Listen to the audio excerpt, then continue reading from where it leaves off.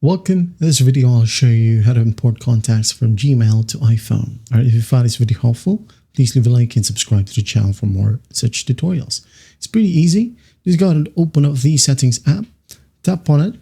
Now in here, just go and scroll down a bit, okay, and find the app section right here at the very bottom.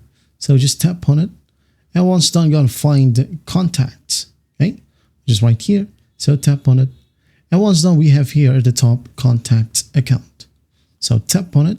As you can see here, my iCloud and Gmail is already connected.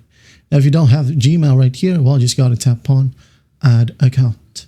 Okay, tap on add account, and then here just basically select Google. Okay, and enter your Gmail address and also your password. Okay, once you enter your email and password, well, just got to follow the simple prompts to sign in with your Google account. And once that's done, got to go back right here. Tap on Gmail.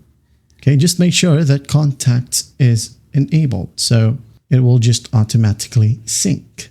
Okay, and once that's done, gotta go back, and your Gmail contacts will now begin to sync and appear in your phone's contact apps. And that is it.